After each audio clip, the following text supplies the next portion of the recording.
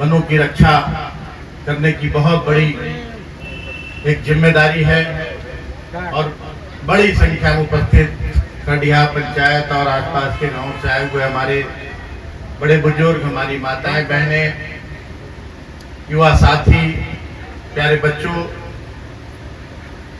Electronic media, print media के सभी हमारे सहयोगी साथीगण, आज रंका अनुमंडल के लिए फिर से एक सौभाग्यशाली दिन है कि लगातार मुझे लगता है कि दूसरी बार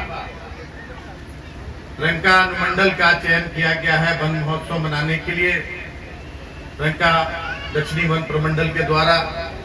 पिछली बार भी मुझे सौभाग्य प्राप्त हुआ था वन महोत्सव के कार्यक्रम में शामिल होने का और इस बार भी वन महोत्सव के कार्यक्रम में शामिल होने का सौभाग्य प्राप्त हुआ है।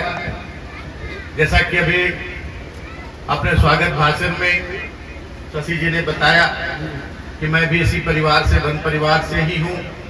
बचपन से ही ऐसे कार्यक्रमों को निरंतर देखता आया हूँ। 1950 में इसकी शुरुआत हुई वन महोत्सव की, और जब बहुत छोटे बच्चे थे उस समय इसका महत्व समझ में नहीं आता था। हम लोग भी इस तरह के मिठाइयाँ पैकेट खाने के लिए वन महोत्सव में जाते थे, और लेकिन जब धीरे धीरे पर्यावरण के बारे में, वनों की क्या हमारे जीवन में वन का क्या महत्व है, इसकी जानकारी जब मिलने लगी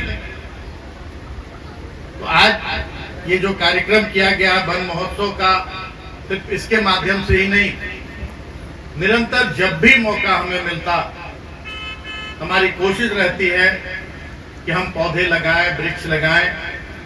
जहां भी हमारे पास छोटे से भूखंड की उपलब्धता है,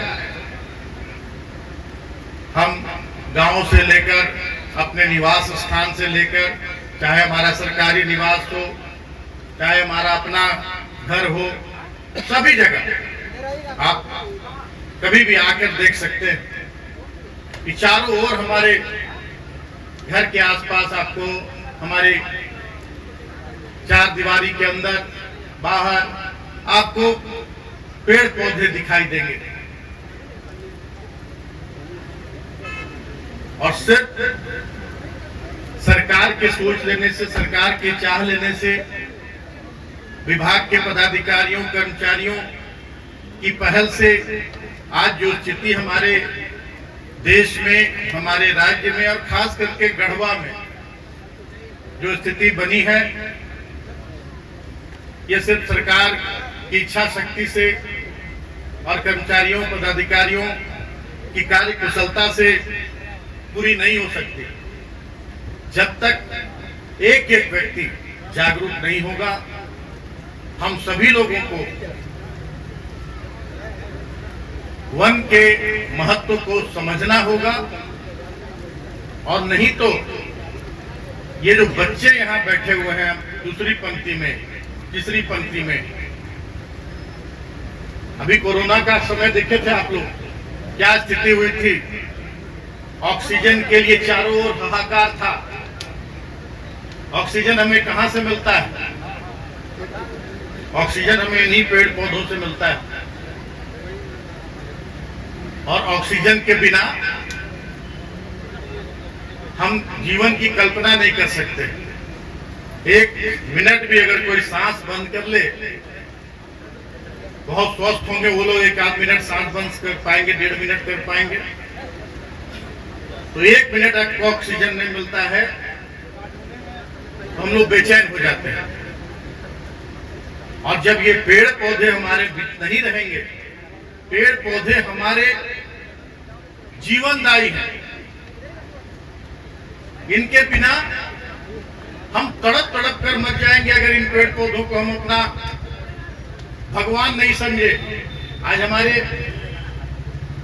जितने भी जनजाति समाज के लोग हैं या और भी,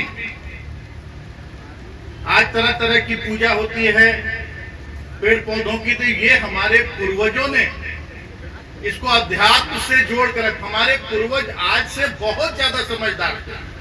आज जितनी समझदारी हमें उससे बहुत दूर का सोचते थे हमारे पूर्वज, और इसी कारण सभी ऐसी चीजों को आस्था से जोड़कर रखा ताकि उनकी रक्षा हो सके। आज हम एक तुलसी का पौधा अपने अब नहीं दिखता, अब वो तुलसी का पौधा आज से 10-20 साल पहले या आज भी ग्रामीण क्षेत्रों में आप जाइए तो आपको घर के अंदर तुलसी पिंडा जिसको कहते हैं वो तुलसी का पौधा जरूर मिलता था, और घर के सभी सदस्य सुबह सुबह उठकर नहा धोकर उसमें पानी डालते थे तुलसी भगवान को।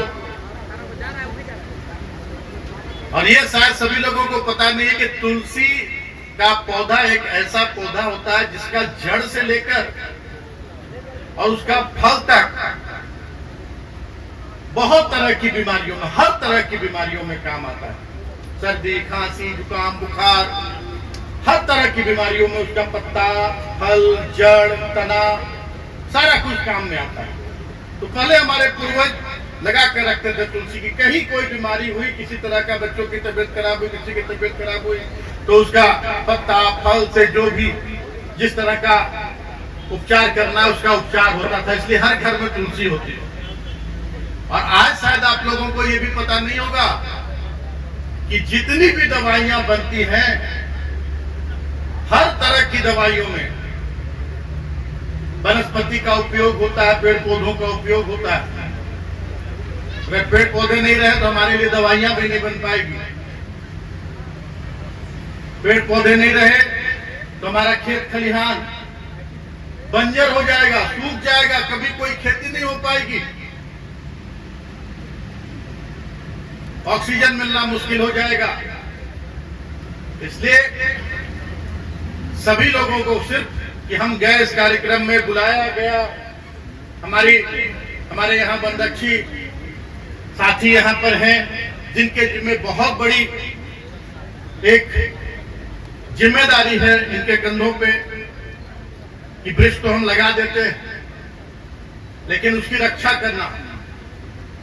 आज लगा दिया, कल को उस पर पानी नहीं पड़ रहा है, जानवर उसको आकर बर्बाद कर दे रहे हैं, और जानवर से भी ज्यादा जब थोड़ा बड़ा हो जा रहा है, 3 साल 4 साल का पेड़ पौधा हो जा रहा है, तो मनुष्य उसको काट ले रहे हैं, अपने इस्तेमाल में ले आ रहे हैं। अभी आपको डीएफओ साहब ने बताया कि जब 7 साल का पौधा हो जाए, इंतजार कीजिए, तब उसकी टहनियों का उपयोग आप अपने घरेलू उपयोग के लिए उसको भी बहुत ही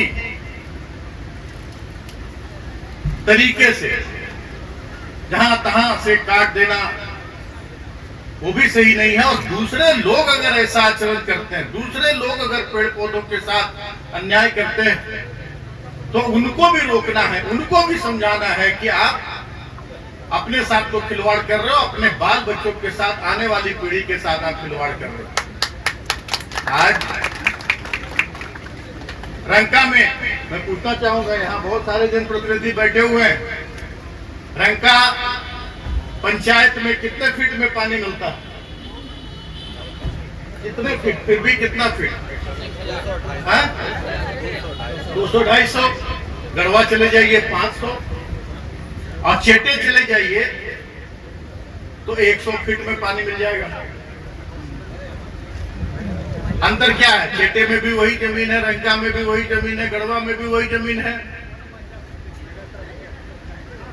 हम लोग चेटे गए थे और वहां बड़ा एक बृहद वृक्षारोपण का कार्यक्रम हुआ था, और वहां जब हम चारों ओर नजर दौड़ा रहे थे तो चारों ओर पेड़ पौधा जंगल दिख रहा था। हमने पूछा था वहां तो लोगों ने कहा था कि यहाँ 50 फीट में पानी मिल जाता है। रंका में अभी पूछ रहे हैं तो 250 फीट में, गढ़वा में जाइए तो 400-500 फीट में, कहीं 800 फीट में भी पानी नहीं मिलता है। तो ये एक चेतावनी है, प्रकृति हमें चेतावनी दे रही है कि हम समय रहते चेत जाएं, समय रहते अगर हम नहीं चेतेंगे तो हमारा जीवन तो किसी तरह से कट जाएगा। लेकिन हमारे जो नौनिहाल हैं, हमारे जो बच्चे हैं, उनको निश्चित रूप से ऑक्सीजन सिलेंडर लेकर चलना पड़ेगा और उसके लिए मारामारी भी होगी। ऑक्सीजन भी नहीं मिलेगा। पानी का भी फॉर्मूला है H2O, पानी भी नहीं मिलेगा।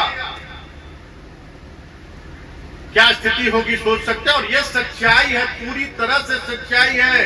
पूरी दुनिया आज चिंतित है, हमारा देश नहीं, पूरी दुनिया चिंतित है। अफ्रीका का एक शहर जो बहुत बड़ा, बहुत ही विकसित और बहुत ही पर्यटन के मामले में बहुत ही आगे अग्रणी शहर, और वहां की सरकार ने केप टाउन है ना, केप टाउन को वहां की सरकार ने हाथ खड़े कर दिए हैं कि अब हम पानी नहीं दे सकते, यहां पानी है ही नहीं। 10-20 साल में अगर यही स्थिति रही, हम लोग पेड़ पौधों के साथ अन्याय करते रहे, तो यहां भी वही स्थिति हो जाएगी। और कहा भी गया है कि अगला जो विश्व युद्ध होगा वो पानी के लिए होगा। तो हम लोग आज से अगर चेत जाए, आज से अगर ये प्रण कर लें कि हमें वृक्ष लगाना है, जहां मौका मिले, आज भी आपको एक एक वृक्ष यहाँ के पौधे यहाँ उपलब्ध कराए जाएंगे। आप पौधों के को ले जाकर और अपने जगह, जो सुरक्षित जगह है आपकी, वहां पे आप उस पौधे को लगाएं, उसकी देखभाल करें। और जब भी मौका मिले, अब तो वन विभाग द्वारा, सरकार के द्वारा और भी सरकार की बहुत सारी योजनाएं, बिरसा हरित ग्राम योजना है, और भी बहुत सारी ऐसी योजनाएं हैं जिनके माध्यम से आपको अपने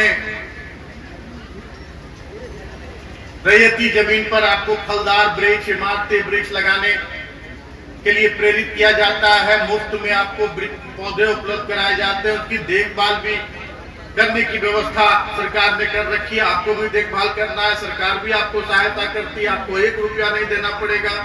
आपकी जो रैयती जमीन है, उसके बाद उसको आप प्रखंड विकास पदाधिकारी और भी जो संबंधित अधिकारी हैं उनसे संपर्क करें। मनरेगा के माध्यम से आप बिरसा हरित ग्राम योजना का आप लाभ उठाएं।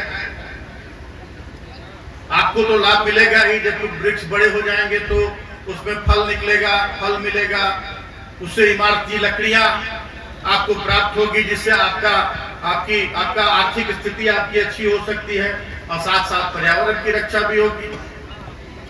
तो आज मैं इतना ही कहना चाहूंगा कि आप सभी लोग ये संकल्प लेकर जाएं, यहां से जितने लोग, हमारी माताएं खास करके पीछे बैठी हुई है, आप सभी लोग ये संकल्प लेकर जाएं कि आज से हम नियमित रूप से वृक्ष लगाएंगे, लोगों को वृक्ष लगाने के लिए प्रेरित करेंगे, और जहां भी जो वृक्ष को नुकसान पहुंचा रहे हैं उनको रोकने का काम करेंगे। सिर्फ वनरक्षियों से या वनपालों। सब्सक्राइब कीजिए हमारे चैनल को और बेल आइकॉन को दबाइए हमारी लेटेस्ट वीडियो सबसे पहले देखने के लिए।